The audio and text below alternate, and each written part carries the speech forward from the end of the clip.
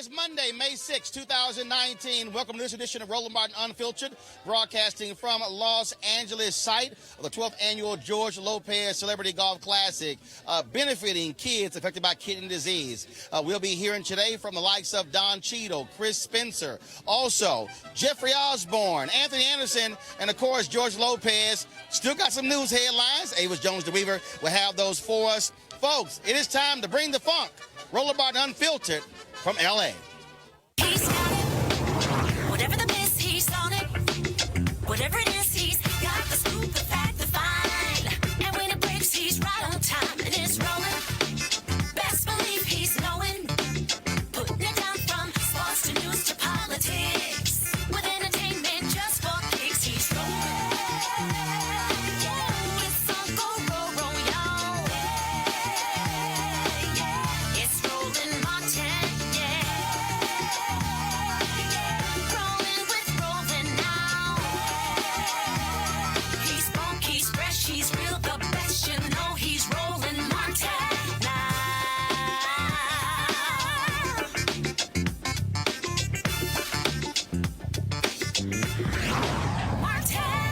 All right, we're here at the 12th annual George Lopez Celebrity Golf Tournament, here with the host, George Lopez. So for folks who don't know, I mean, what this foundation does, when you see these young kids, people think, oh, yeah, we're out here having fun. But this is also about the kids who you help who are affected by kidney disease. You know, there's a couple of great stories. I saw a kid that probably looked like he must have been 12, you know, and when he says, I want to be a doctor. And I was like, oh, when you grow up? And he goes, how old do you think I am? I said, 12? He was 22. And he looked 12, and he doesn't have kidneys. He doesn't urinate. He does it through a machine that he's connected to. So when you see a kid who is optimistic and his health is not very good, it inspires you to want to keep helping kids. I saw this little girl who was very sick and put a wristband on me. She said, as long as you're wearing this, you'll never be sick. You know, so it's wild to see kids that are not well. A lot of times these kids are the ones in their family that aren't sick, or the ones in the school, so they feel a little bit removed from everybody else. And that's what we did, and that's what my commitment to this foundation is helping. I'm gonna start crying. And they go to camp, and they have a great time, and I've got a chance to meet them. We have the award ceremony afterwards, and they're just enthusiastic just for being able to live a life and have fun. Yeah, you know, the kids go to camp, and we also do a camp of their parents as well can come to the camp. The Painted Turtle, who, you know, a hole-in-the-wall gang, Mr. Paul Newman, the great Paul Newman, I met back east at a tournament, and his commitment to, you know, through all the Newman products that help all charity, that I decided to go and send these kids to the hole-in-the-wall camp. But it's called Painted Turtle out here, and it's an amazing camp. And every kid that goes there, if he needs medical treatment, every treatment that a child would need is at the camp, so they don't have to leave that camp. Well, see, that's why every year I tell them point blank that to George, every Sunday and Monday, 1st in May, I'm going to be here, always be this man, and support you and support these kids. Absolutely. Thank you. And the cart that we are in, the guy, tell him about this cart. There is an incredible artist who paints all around the world. His name is Alec Monopoly. He never allows you to see his face. He was a graffiti artist, started with graffiti artists during the crash in 2007-8. He started painting monopolies as a sign of financial distress in this country, and he just caught on as an artist. And he hand painted this golf cart. It's one of a kind, and it's got my sayings, it's got my colors, and I as a prince, every year I allow the king to use it. So I dropped the cart. So it's an irregular golf tournament because be bumping too. This thing bumps mad sounds, man. Right, they can hear this sucker in Nevada and Idaho. It's incredible. You do right. Best music that is played at my tournament is played from Roland Martin's piece. We're gonna go start the tournament. I think Eva Longoria hits the first ball. Well, we definitely got to see that. So, as tradition holds, the first ceremonial tee shot will be hit by someone we all know and the world loves. If you would please put your hands together for the very incredibly beautiful and talented and supporter of kids all around the world, Eva Longoria.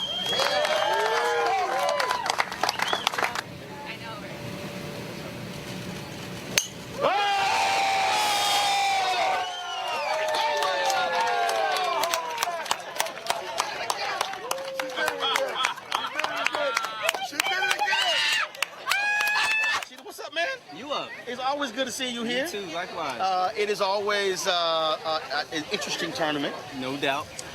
And I tell people all the time, people ask me, oh man, how is George Lopez golf tournament? I said, it's very colorful. Very colorful. If you remember it, it's an amazing thing. You don't always remember it. You always remember it. I always remember it because I don't drink. And, we don't always remember right. And I also always have video evidence and proof. Correct. So when folks like, what the hell happened? Oh no, we had a ball. Yeah. Press play. Yeah, you can show it. Yeah. I don't have that luxury. I get home and wifey was like, how was it? I'm like, I think it was okay.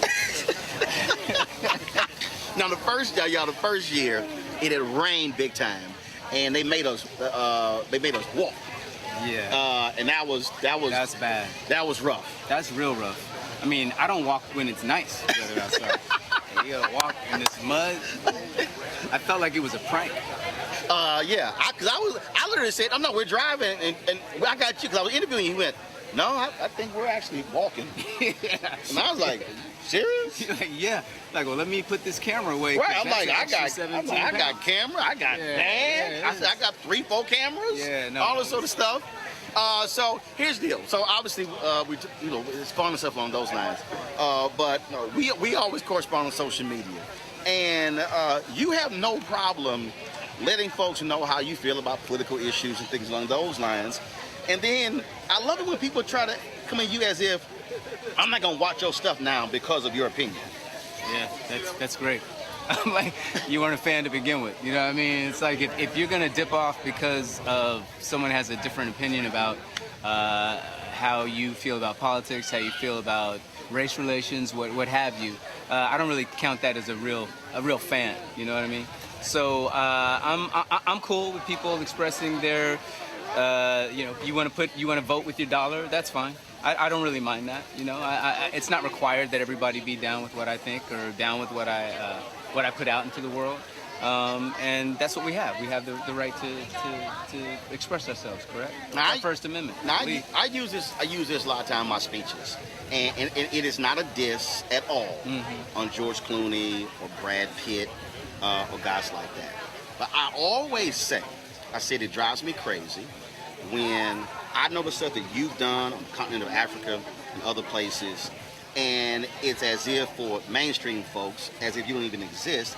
And I always say, guys, look, there are other people who are doing some amazing things who are black, other than a couple of white guys. And again, not a diss on them, but that's also why I say, our media matters, because that's important to be highlighted, not just you in the movie, but literally the work that you do helping folks around the globe. Well, that's why I'm, always appreciative of what you do and how you show up for us and how you make sure that you put us on and people make people aware of those things. Because it's all fun. The Tinseltown, all this stuff is fun. But really, when you have this platform and you are able to bring attention to the people that need it and the people who've been doing the work long before we got into the space, long before I was a part of that.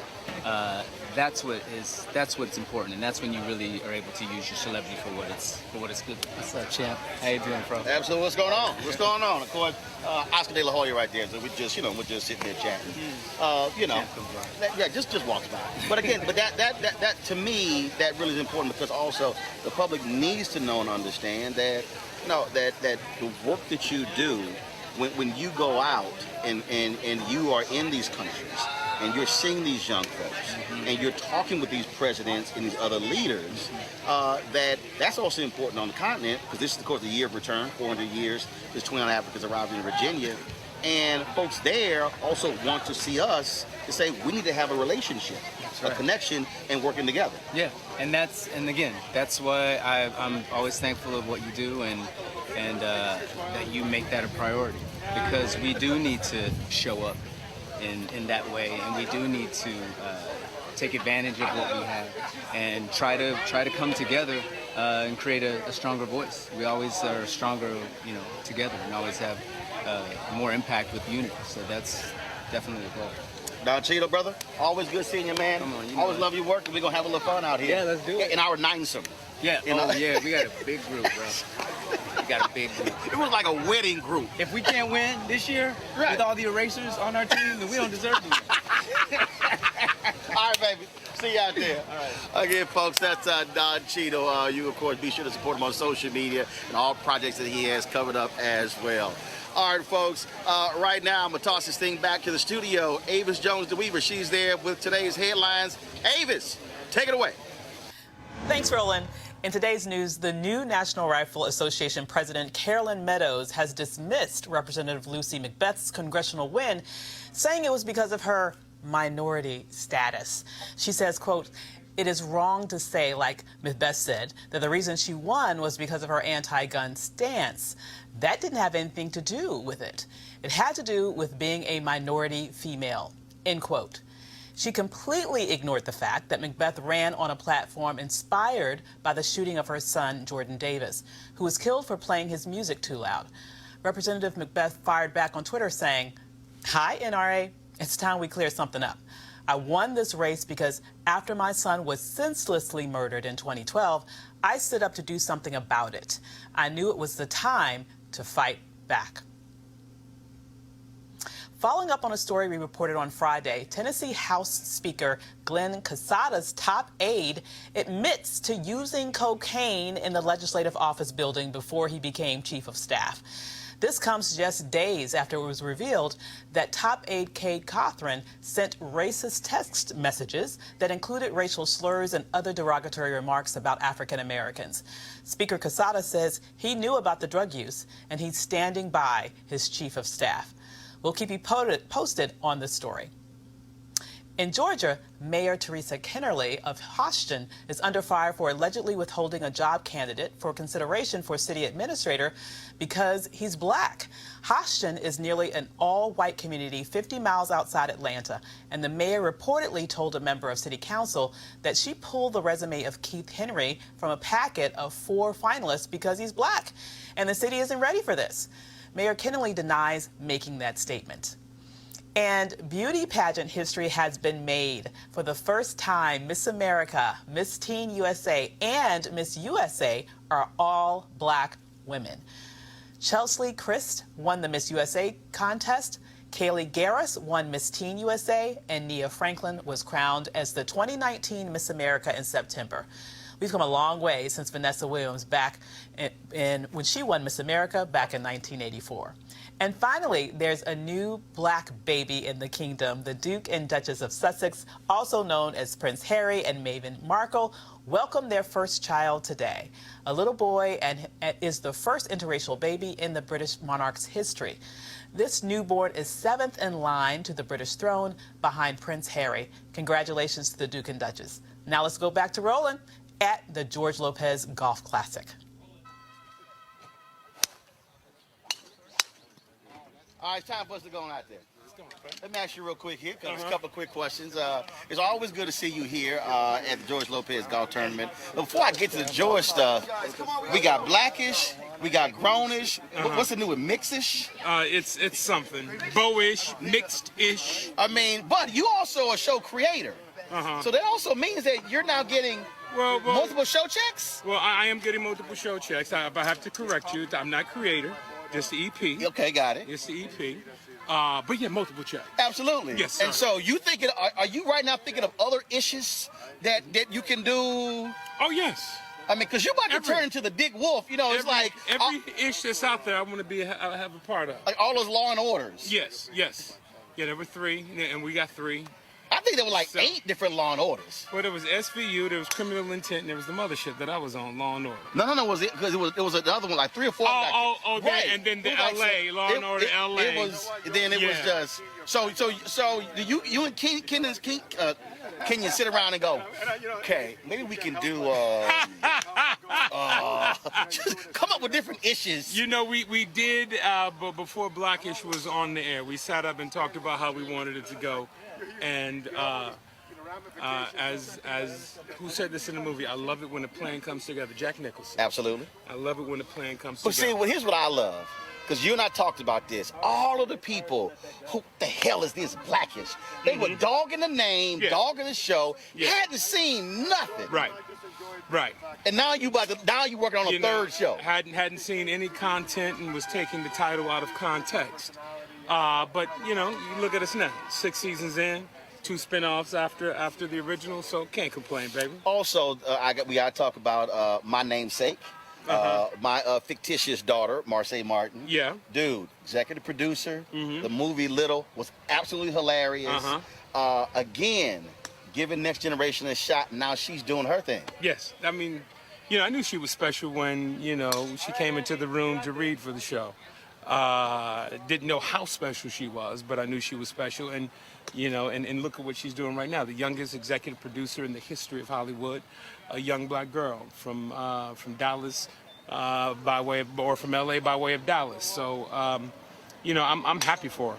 I told her, first episode, first season, that she was going to take care of me when I got older. And I'm holding her to it.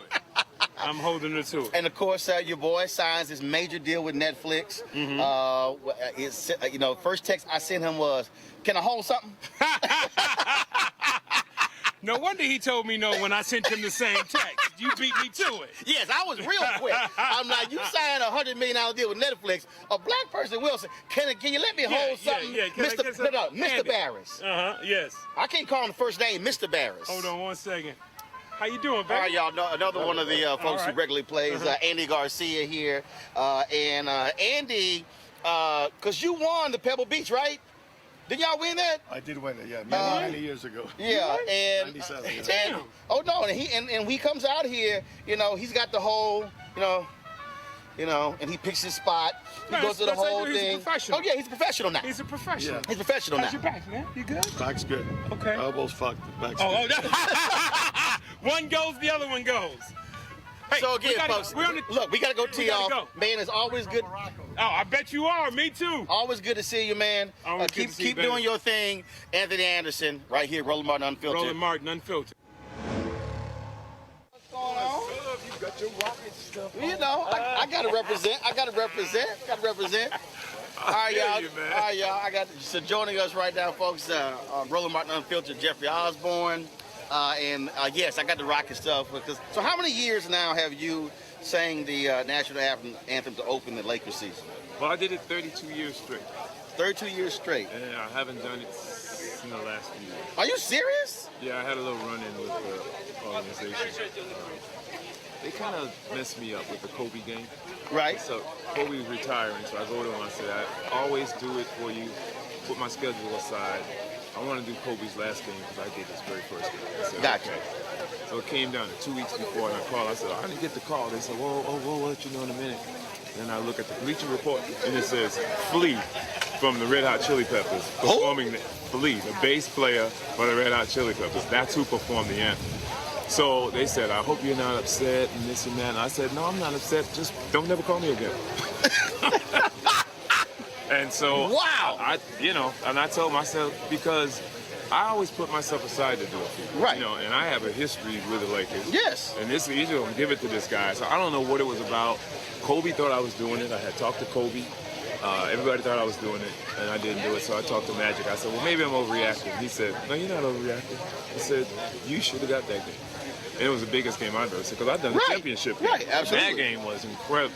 So I haven't done it. I did it when Magic became president. He said, man, come back and just do it for me. And I did it then. But I haven't. But I don't do it anymore regular. Wow. Now you still cheer for him? I still love the Lakers. Right. I'll I always love the Lakers. So Kobe retired. So they ain't made the playoffs since you stopped doing it. Yeah, they hadn't made the playoffs while I was doing it. Oh, for a gotcha. while. Gotcha.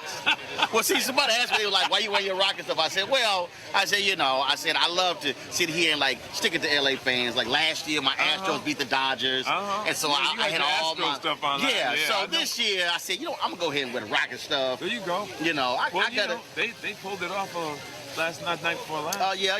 Finally decided to go to the basket and go old school basketball. So I take all them damn long three-pointers. It's going to be tough, though, getting by those Warriors. Yeah, but, bottom line I think they're the only team that could. Oh, I agree. I think they're the only team that could. Yeah, I don't think Portland and Denver can do it. No. I don't think they can do it. No. They can do it. Yeah. Now you're here, of course, just like I am every year, and we always do your classic as well. And I'm telling y'all, this guy's always at my classic. And we have a great time. So what would you say is the difference between George's tournament and yours? Well, the biggest difference is mine is in Rhode Island. Right. So it's harder to get people to travel 3,000 miles. Okay, let me say this here. Out. Well, Jeffrey's really saying he has to import black people. Fly people. He's got to import black people. George just has to fly you. I got to fly like 30, 40 more He'll fly people. me. I fly myself. But he got black people he can draw from. Jeffrey lives around the population of Rhode Island increases every August at the Jeffrey Osborne Classic. But this year's in July. I got the email from your dog. Yeah, and it's back in Rhode Island. Oh, really? It's not at Foxwoods this year. Okay. Yeah. We went back. Foxwoods had a big, the CEO passed. Oh. And I had a 2-year contract with them, and he passed, and then they turned it over to a tribal member, and the tribal member is trying to cut money to save the tribe. See, that's what happens. Got it. They shouldn't have him. So you're going back I'm taking it back to Rhode Island. I have more support in Rhode Island anyway. And of course, it was that's where you're from. That's where I'm from. That's home as well. And all the charities are from Rhode Island still. Gotcha. So I'm going to bring it back to Rhode Island. And that's the thing that people don't realize. One of the reasons, again, people watching, they may be thinking, well, we're just talking about, golf with it. But the reality is, you have kids who are directly impacted by the money raised from this tournament and your tournament as well. Right, exactly. And that's what it's all about. It's about, I feel better going home and giving back rather than being here. And so everybody has a tournament in LA. So for me to go back home, it definitely has more impact for me, and it's nice to be able to give back. It's something like my mama taught me. And last year, we did not have the softball tournament because you literally were causing a whole bunch of people to have to go to rehab. There were some injuries. Yeah, some. Let's see, James Worthy, Johnny Gill. Johnny pulled his ass muscle. Yeah, he did. And he keeps trying to say he didn't. Oh, no, he but did. we were all there. No, and you had to call the doctor. I had to take the doctor. Yeah, Johnny Gill pulled his right ass muscle. Yes, he did. Because he wouldn't stretch before the softball. Right, exactly. So now, what is the bowling? No, we did bowling last year. We're not going to do it anymore. We're just going to have the comedy show this year. Right. Comedy show and then the He trying to make sure nobody get injured. Yeah. Because they probably injured shoulders playing bowling. They're doing bowling as well. Now, follow you on Instagram. You did all kind of touring. But did you also drop a new project? It's been a year almost now since the new project was out. Right? It's called Worth It All. Worth It All? Yeah, exactly. Now, I got to ask you this. This will be the last question here. Is it hard, though, to have so many hits and your fan base wants to hear just the hits, but you're still an artist who wants to put out stuff? Like the OJs just dropped their last studio album, and it's a new album. And so, an artist, you still got stuff that you want to do that's new. That's right. But I always feel that doing too much new stuff loses an audience, because they came to hear your hits. So I hate to go to a show and some artist does their whole new album. No, you're right. So you're right. I may do 1, 2 at the most from the new album, but I try to give people what they came for. They came to hear the hits. All right. Jeffrey Osborne, always good to see you, baby. Oh, I mean, have a little fun out here. Oh, yeah. All right, we'll do the woo-woo out there. Appreciate it, baby. All right, now. Yeah, Jeffrey Osborne there, folks. Again, lots of folks who are here at the George Lopez 12th Annual Celebrity Golf Classic. Going to go to another break right now, and we'll be back right here. Roland Martin Unfiltered. Back in a moment. Roland Martin Unfiltered, youtube.com/Roland S. Martin. And subscribe to our YouTube channel. There's only one daily digital show out here that keeps it black and keep it real. It's Roland Martin Unfiltered. See that name right there? Roland Martin Unfiltered. Like, share, and subscribe to our YouTube channel. That's youtube.com/Roland S. Martin. And don't forget to turn on your notifications so when we go live, you'll know it. First and foremost, this is what I try to explain to people that's a little bit different about this tournament. Normally when you play in golf tournaments, you have 4 to 5 people in a group. Right.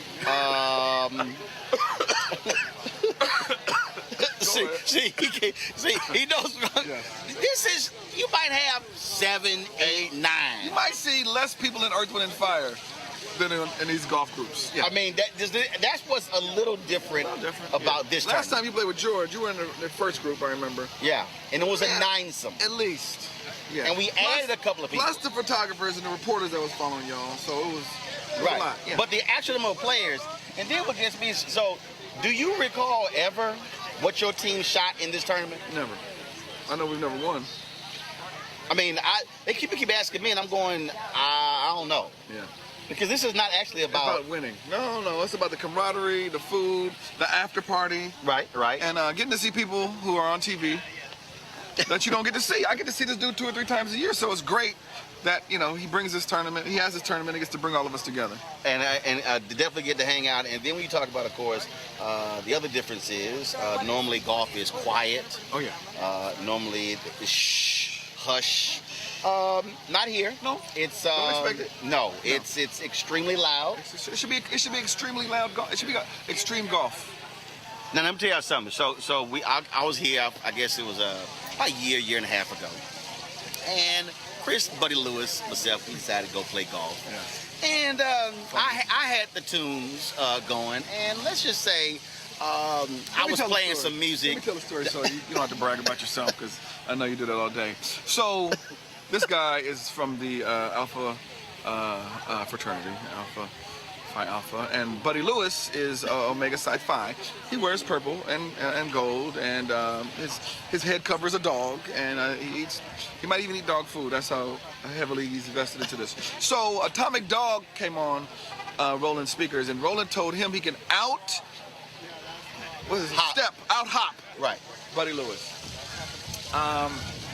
It was embarrassing. Actually, no. Chris dared me to play Atomic Dog. Yes, because I knew Buddy could do it, but I know Buddy. And I went. Buddy has torn at least 3 ACLs hopping. And I went, oh, seriously? So we murdered him. And the thing is, he's twinkle toes. He's like, do you remember that episode of Fred Flintstone when he was on the drugs? He's really light on his feet, so to see him doing it, I was like, you might have joined the wrong Fred. You were supposed to be a Q. But the other thing, though, is that, of course, being from Houston, I got Dirty South, I got blues. I was playing some stuff. Oh, my God, yes. See, that was the story I was I had never heard this stuff. I had never heard. Who'd you put me on to? Chris was like, what's the dude? they don't play this up here. The side chick song. My side piece. What's the song called? My side piece. Well, how's it go? He was playing these blues. You're so funny. I left home to get my side piece. Chris I was like, yo, play another one. Play another one. They was playing golf. I was on his iPhone going, I've never heard of this stuff. Chris, they don't play that up here. They don't play that yet. They don't play that here. KJLH don't play nothing about side pieces. We were going song and song. So and Chris, blues, you put me on wait a to. minute, Chris was Shazamming everything. I had never heard this stuff before, but I play it now. There you go. There you go. My wife was like, what? She don't really like the side piece song too much, so I had to. So you listen to that in the car? Yeah, I had to listen. That's just for me. Right. Yeah. But it's a jam though. Oh my God! Listen, if you ever do a comedy special, you got to come out the side piece. I mean, it's a jam. It's fantastic. It's a jam. Yeah, it is. All right, folks, we got to go check in and get ready. Man, always good to see you. How about the Rockets? First of all, I did an interview earlier, and I said, after the first 2 games, we lost. I'm like, see what happens when you take it to the hole, stop jacking 3-pointers. You actually, old school basketball. Well, what happens is, if you drive, then they're going to give you the jumper. And if you shoot jumper, they're going to let you drive. But if you refuse to drive, they're going to say, he's off, let him shoot. Right. And if you keep missing, guess what? Long rebounds, fast breaks. And especially against them. Right. Yeah. So they changed it up. Yeah. Went old school in game 3, won. I'm just saying, I literally text Mark Jackson when he's commenting in the game like, yo, damn it, can they touch to the hole? And here's why I do that, because folks sit here and go, man, how you be sitting and texting Charles or Kenny, and I'm like, because Negroes text me when I'm on television. Trump ain't, look, say this. Right. I'm one of them. So my deal is like, if you're going to hit me, I'm going to hit you. All right, y'all. Chris, we about to go get ready. Yes. Of course, that's another one of them. I forgot that little fraternity you in. So, all right, Chris. All right, folks. Again, we're here at the George Lopez 12th Annual Celebrity Golf Classic. Got to go to a break right now. I'll be back. Roland Martin Unfiltered. You want to support Roland Martin Unfiltered? Be sure to join our Bring the Funk fan club. Every dollar that you give to us supports our daily digital show. There's only one daily digital show out here that keeps it black and keep it real. It's Roland Martin Unfiltered. Support the Roland Martin Unfiltered daily digital show by going to RolandMartinUnfiltered.com. Our goal is to get 20,000 of our fans contributing $50 each for the whole year. You can make this possible. RolandMartinUnfiltered.com. All right, John, so let's talk about Camelot's end. So for a lot of people who are not political junkies, look, they know Carter was president, then, of course, ran against Reagan. He lost, and people said Carter was a horrible president. And so what really were you trying to achieve with this book? I did not, Roland, set out to write this book to tell a lesson, to like impart some, to impart some lesson to people. I really was attracted to it because I thought it was a great story. And I know that sounds maybe a little hokey, but I was born in '77, 3 years before all this went down. And I heard about this story back in 2013. I was at a Democratic meeting here in D.C. I ran into two operatives who were at the convention in 1980, which is the photo on the cover. Mm-hmm. And they tell me the story about, hey, Jimmy Carter, on the last night of the convention, was chasing a drunk Ted Kennedy around the stage on live national television. Right. And I said, really? That happened? And so it was just a series of moments where I just thought, wow, that really happened. And actually, a few minutes after I heard that story, I ran into Anita Dunn, who worked she was a young person in the Carter White House at that time, went on to become an advisor to Obama.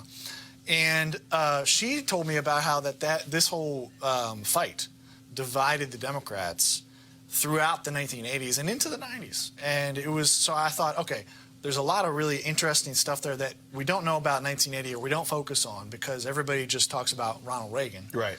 And there's some historical scope there. And as I got into it, I realized, okay, 1980 was the point at which the Democratic coalition that had kept them in power as the dominant party since 1932 and the New Deal until basically 1980. That's when it really kind of finally fractured because the Democrats lost the South pretty much for good. I mean, Clinton won it back some in the 90s, but that coalition never came back. Well, what was interesting, though, but not even just focused on 1980, was as I was reading this book, people also don't quite understand that here you had Carter, who runs for president from the Deep South. Yeah. You're just coming out of the Black Freedom Movement, the Civil Rights Movement. Yeah. And so what really, which I had not really understood before, was Carter appealing to racist, appealing to that George Wallace wing of the party to ensure that he got elected governor, but then also having to still appeal to them to be elected president. Yeah. Yeah, so in 1966, he runs for governor and loses. He ran as a moderate on race in that year, and 4 years later, he had learned his lesson. And in 1970, he runs for governor of Georgia and runs a campaign that in some ways overtly appeals to the George Wallace white supremacist vote, and in other ways, he kind of looks the other way. As some of his operatives put out flyers showing Sanders, his opponent in the Democratic primary, getting champagne poured over his head by a black member of the Atlanta Hawks. And Sanders himself, who was the former governor, said, this is them trying to make me look like I love African Americans. And he didn't use the word African Americans. And so, what's really interesting about the difference between 66 and 70 is the fact that Carter had a spiritual awakening in the wake of 1966. He spent time knocking on doors and proselytizing on behalf of a Baptist church up in Massachusetts, and had basically a born-again Christian experience during that time, while he was also reading Christian philosopher Reinhold Niebuhr, who allowed him to kind of wed a realpolitik, pragmatic lens to this sense of I am divinely sort of, sent out to be a politician. There's a lot there that I'm talking about, and I'm going to get to the presidential in a minute, but I think what you have there is that he was willing to look past some of the ugly elements of his 1970 campaign on race by seeing himself as somebody who was on a mission from God in some ways. But it speaks to, though, this reality of our politics. Yeah. That many of these candidates could not run as purists, could not run as fully embracing a white Southerner, fully embracing the issue of civil rights. It's not like in Jimmy Carter's history, he was this bigoted man who joined the Klan. Right. That wasn't the whole deal. Right. But in essence, he had to make a deal with the devil. That's right. That if I want to ascend to higher office, I'm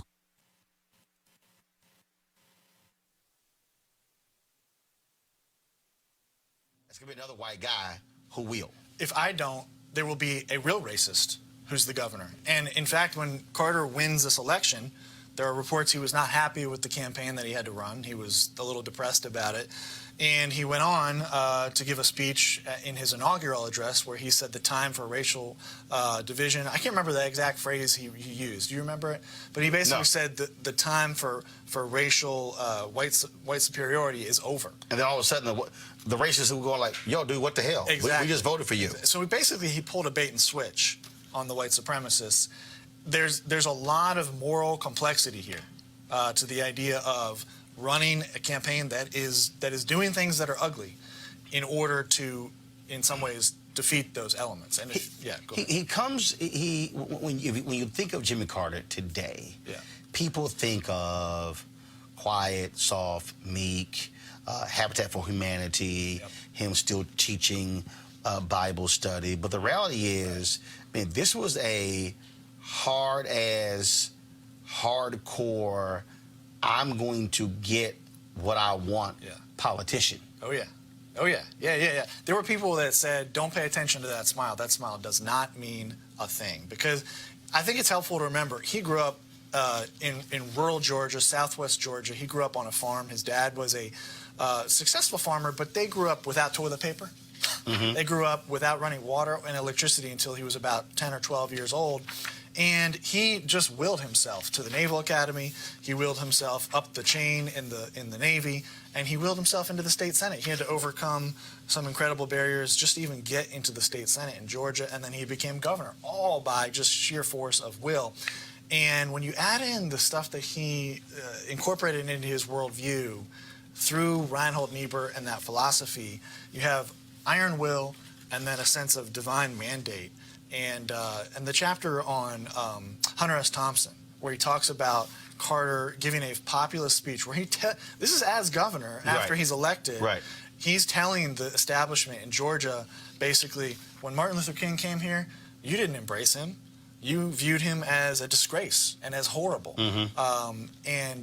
That was a speech that Hunter S. Thompson then took and played for people around the country as an example of how when Carter wanted to be a hard-edged politician, tough as nails, he could do it. Now, half his book is Jimmy Carter. The other half is Senator Ted Kennedy. Yeah. And I saw the movie Chappaquiddick. Yeah. I read other books as well. But reading this was the first time I really, in reading it, got an understanding where Ted Kennedy had no clue why in the hell he was running for president. I mean, just reading that transcript, how he just could not answer basic questions.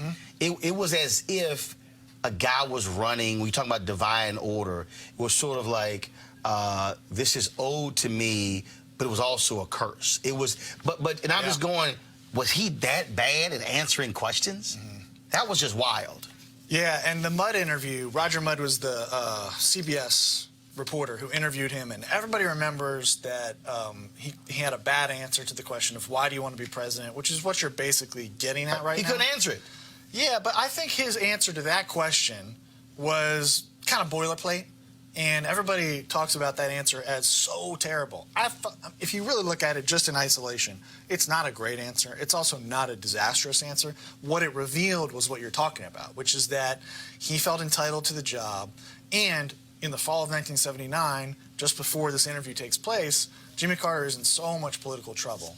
He's 2-1 Democrats favor Kennedy over Carter. And everybody is basically saying Kennedy is going to have a cakewalk to the nomination. So Kennedy walks into this interview basically thinking, I've got this nomination in hand. I don't have to really think that hard about it. He's also being driven, as you alluded to, by the pressure from the Democratic Party to rediscover the magic of his brothers. And it's these ghosts of his brothers that are kind of hanging over him, driving him forward into something that I don't think he was really sure he wanted to do or could be good at. Well, first of all, you'd already established, look, he didn't want to run for United States Senate. Right. But Dad was making what Dad said. I paid for that seat. Right. You're running for it. Right. And so here was a guy who his whole life was, you know, the short, fat, chubby one, the one who really wasn't that smart. And it was sort of like, no, you're going to do this. You were forced into it. And so even though you reflect on him being the lying of the Senate and everything,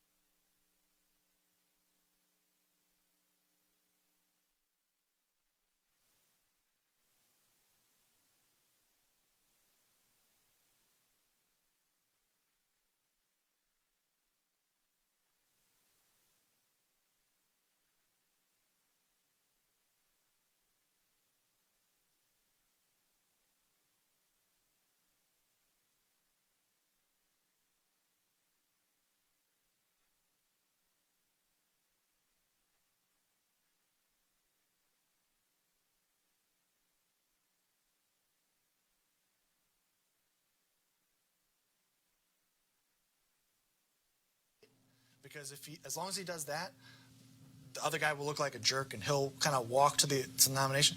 That's sort of a paradigm for a lot of his career. He just had to show up, and even if he got ripped to shreds, like, he would kind of get there by virtue of his family and the name. And you know, you look at that life of doing something that you're not really sure you want to do. That had to be part of why he was troubled with alcoholism and a lot of misbehavior in his private life. And it was stunning to see how these two just did not get along. Yeah. And how you get this one figure who was this devout Christian, and then I'm sure he's thinking the person I'm talking to is just the paragon of evil.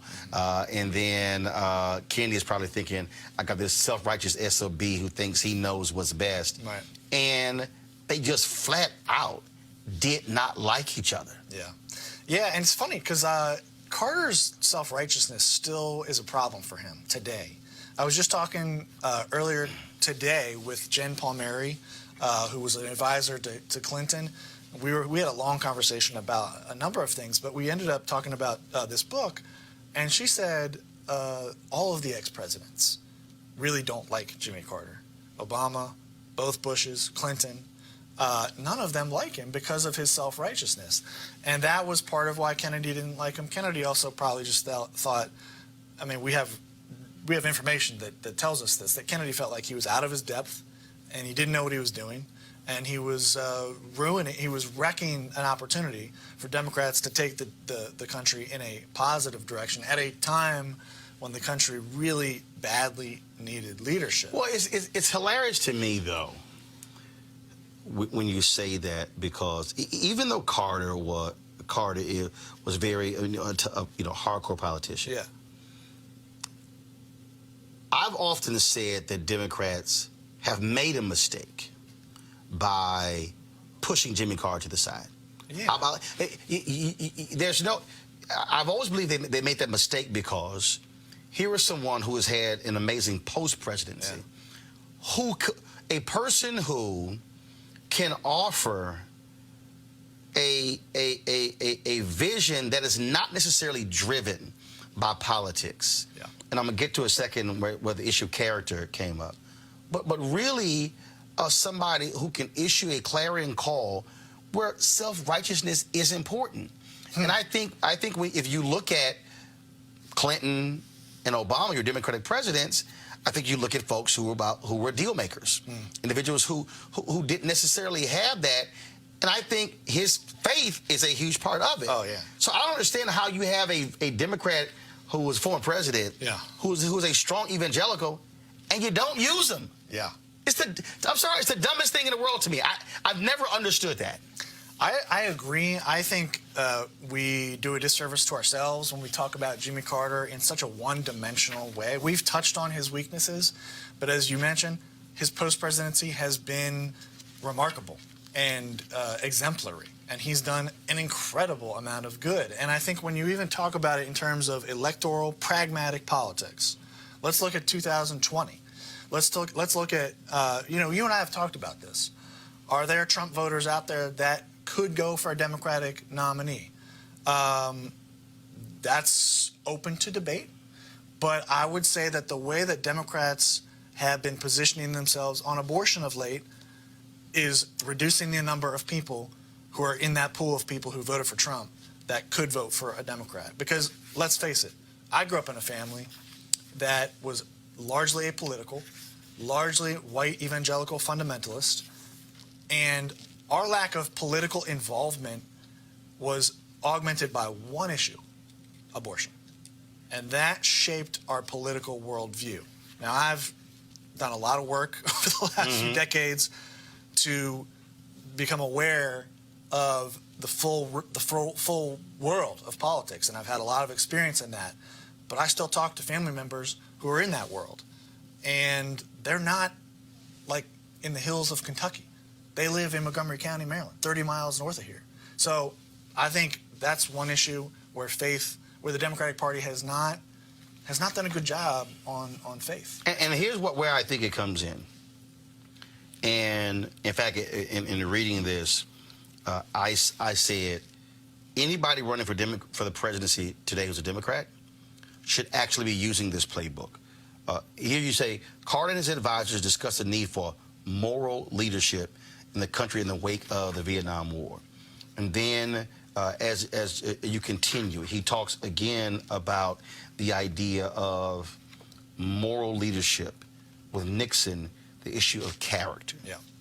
I read that, and that's in pages 83 to 89, and what jumped out at me was I said, if I'm running for president right now, that is exactly how I'm going to frame it with Donald Trump. That it's not even really about what you lay out here. It really wasn't even about Carter laying out, these are my policy, this is where we need to go. What he was saying is, after Nixon, character matters in the Oval Office. Yeah. And I absolutely saw, I was just reading it, I could literally hear a candidate in 2019, 2020 making the same argument saying, sure, you can say, oh, God, I've got a great tax cut and this, that, and the other. Yeah. But this man does not have the character to be president. Yeah, and you know, it's an open question whether that's going to happen to me, because Priorities USA, they're a huge Democratic group. They just put out a huge polling memo this week saying we've got to focus on the economy. I agree, the economy is a big deal. See, I think they're wrong. I think, see, this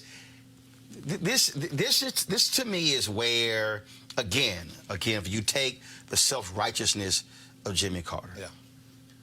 You've got independents who are completely turned off by Trump's tweets, the sucking up to North Korean leader, all this sort of stuff like this. This is where you can make an argument that's not policy, that's not partisan, right?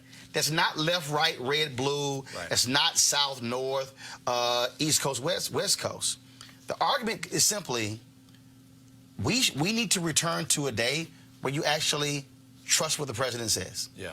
Return to a day where you wake up and you don't have to ask the question, is he lying today? Where you don't have literally fact checkers going, he's about to approach 10,000 lies in this presidency.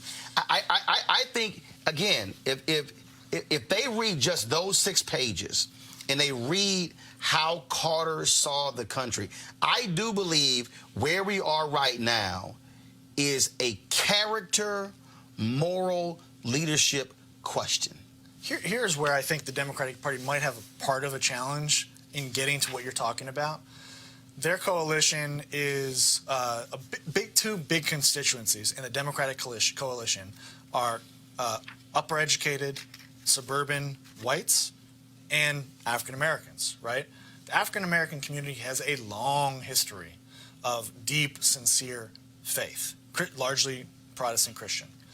Younger generations, maybe a little less so, yep. But largely still that's a big flavor of the African American community.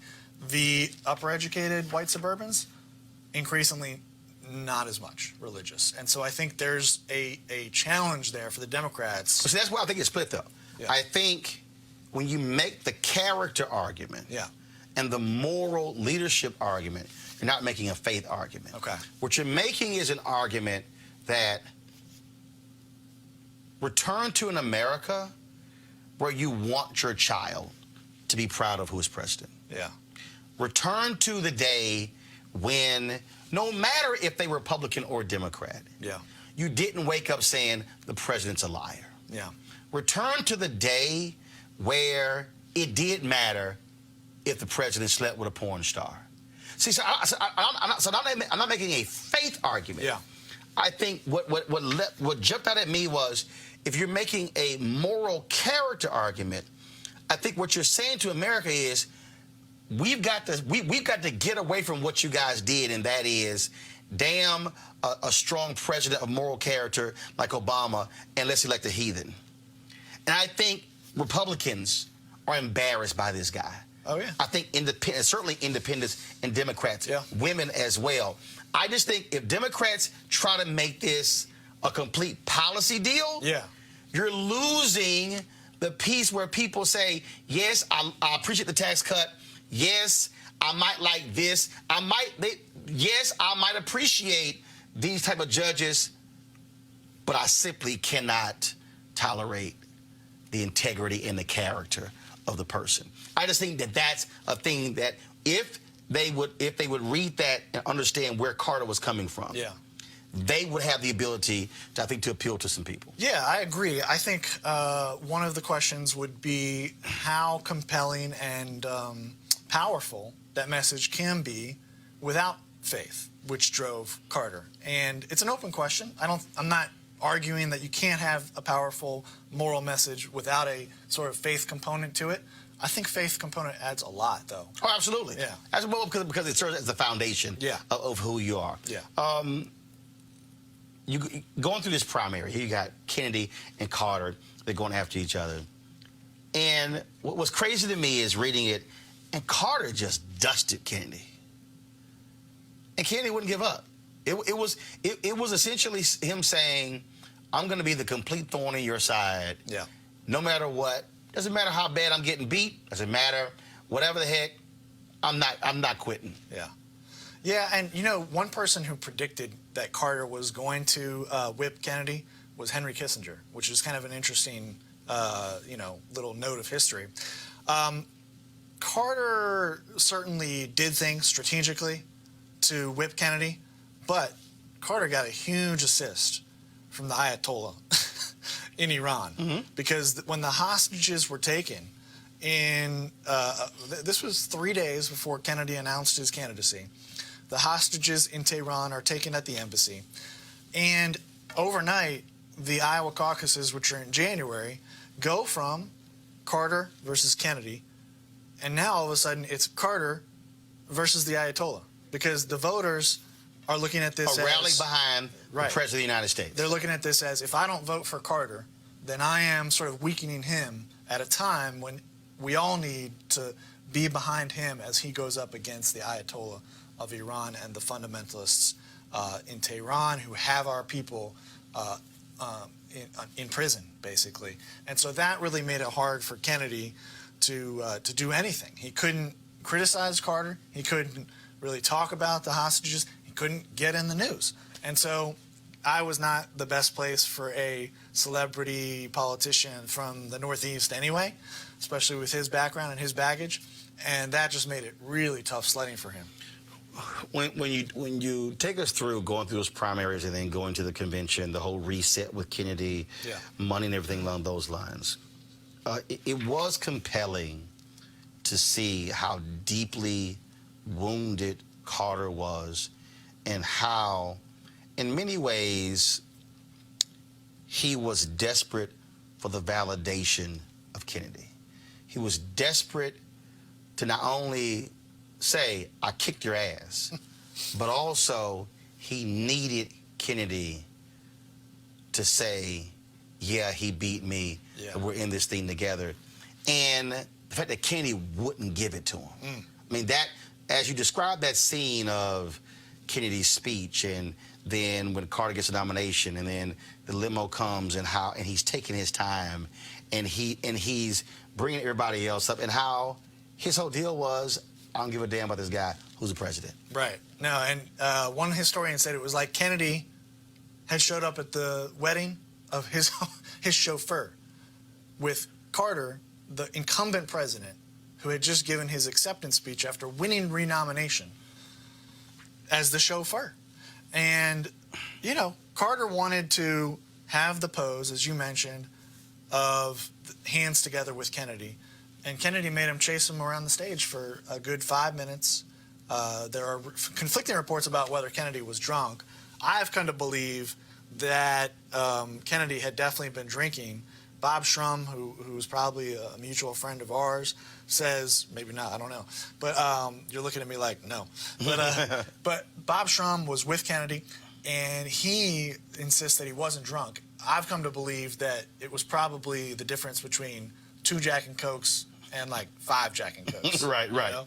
But yeah, I mean, it was probably the most humiliating moment of Carter's political career. So if you think about that whole dysfunction between Carter, Kennedy, tearing apart the party, opens the door for Reagan to win. Right. What can Democrats today learn from this? Because when you see Clinton folks leaking stuff about Senator Sanders flying charter planes, and them still not being over that, the Sanders people still being pissed off, saying it was stolen from us, and now you have other candidates who are now running as well, and then people are going, yo, you guys, if you keep this up, you're going to guarantee this guy wins. Right. What do you think Democrats today, not just people who are running, but actual voters, what should they learn from what the craziness that happened between President Jimmy Carter, and Senator Ted Kennedy? Well, I think there's different lessons for voters, and there's different lessons for Democratic operatives. For the operatives, you're kind of getting to it. There's a difference between really aggressive, robust debate over where the party should be, where the country should be, the qualifications of the candidates, all that. That's all fair game. It's when you start playing dirty that you're probably crossing a line, and it's where you're putting the desire to win ahead of the good of the party and the country, maybe.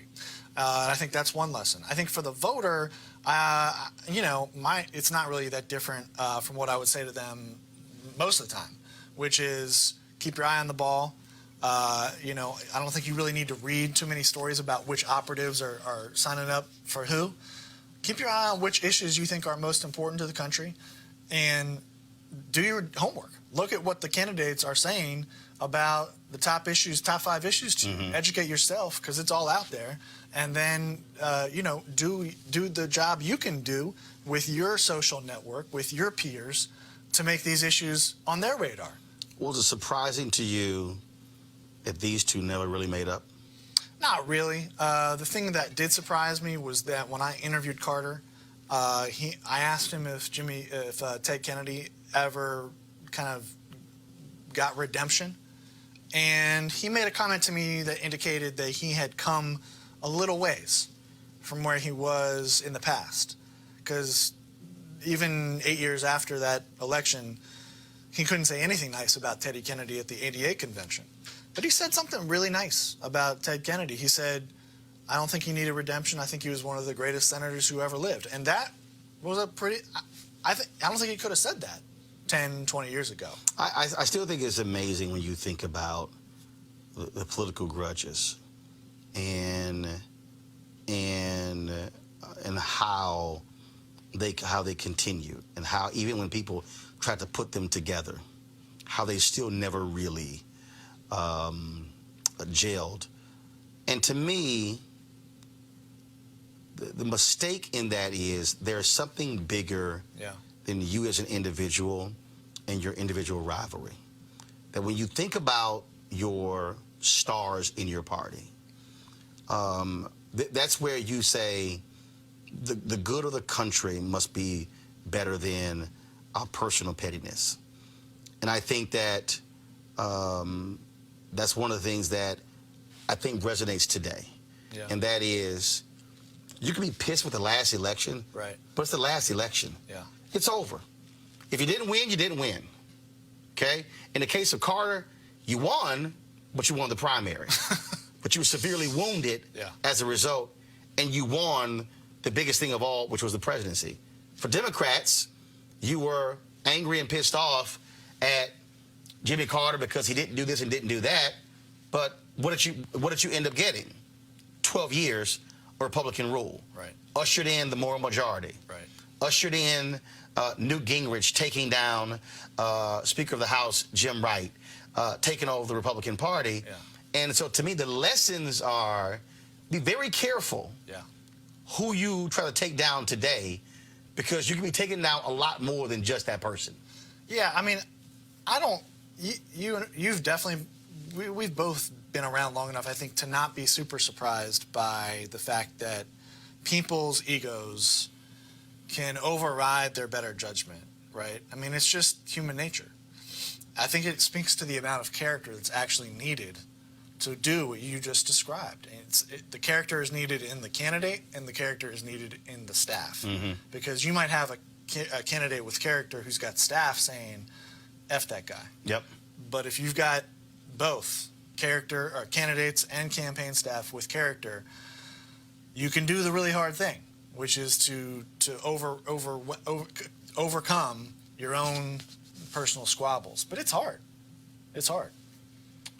I ask every author this: what was your wow moment in the research in this book? What was that one thing where even you were like, yeah, wow, that's crazy. Either I didn't know it, or it shocked you, surprised you, blew you away?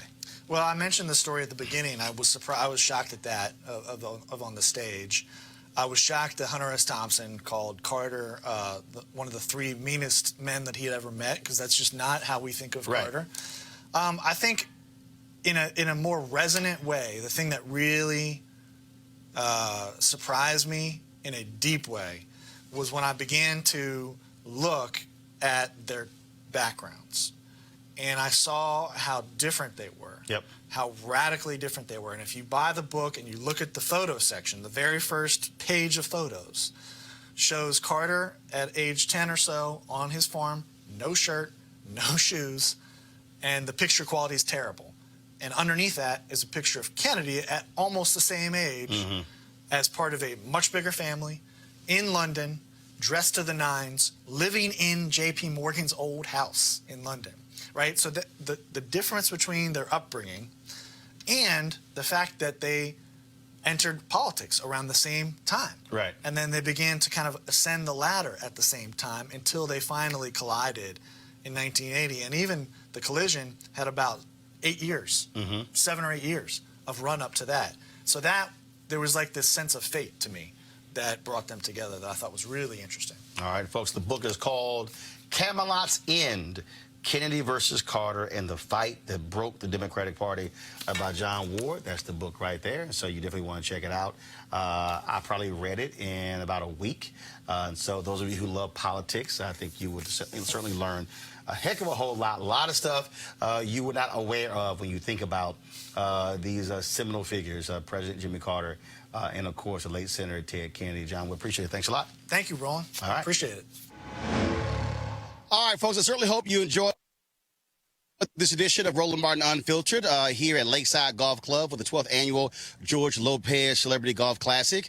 If you want to support the George Lopez Foundation, please do so. You can go online and check them out, and it's all about the kids who are fighting kidney disease. All right, folks, I'll be back in the studio tomorrow in Washington, D.C. for another edition of Roland Martin Unfiltered. Be sure if you want to support us, go to RolandMartinUnfiltered.com. Join our Bring the Funk fan club. We certainly appreciate all of you who are members of our fan club. You can pay by Cash App, PayPal, or even Square as well. And so this is what we do, taking our show on the road, bringing you stuff that nobody else is bringing you. And we certainly want to thank George Lopez at the George Lopez Foundation, Linda Small, and all the folks with the foundation for making this possible. So we certainly appreciate that. All right, folks, y'all be sure to have a great day. I got to go play golf. Holla!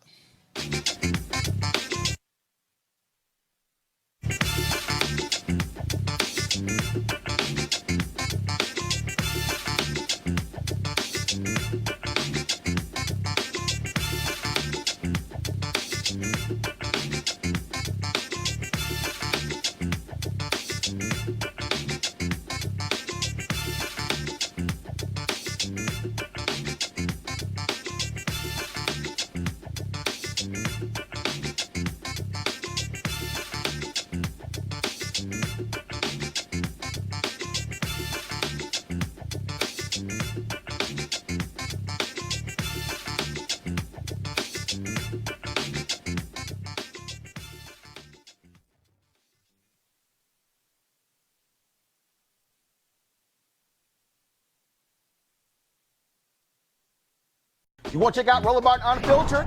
YouTube.com/Roland S. Martin. And subscribe to our YouTube channel. There's only one daily digital show out here that keeps it black and keep it real. It's Roland Martin Unfiltered. See that name right there? Roland Martin Unfiltered. Like, share, and subscribe to our YouTube channel. That's youtube.com/Roland S. Martin. And don't forget to turn on your notifications so when we go live, you'll know it.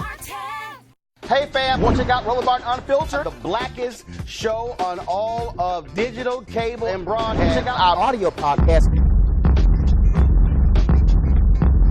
There's only one daily digital show out here that keeps it black and keep it real. It's Roland Martin Unfiltered. Press play. You want to support Roland Martin Unfiltered? Be sure to join our Bring the Funk fan club. Every dollar that you give to us supports our daily digital show. There's only one daily digital show out here that keeps it black and keep it real. It's Roland Martin Unfiltered. Support the Roland Martin Unfiltered daily digital show by going to RolandMartinUnfiltered.com. Our goal is to get 20,000 of our fans contributing $50 each for the whole year. You can make this possible. RolandMartinUnfiltered.com.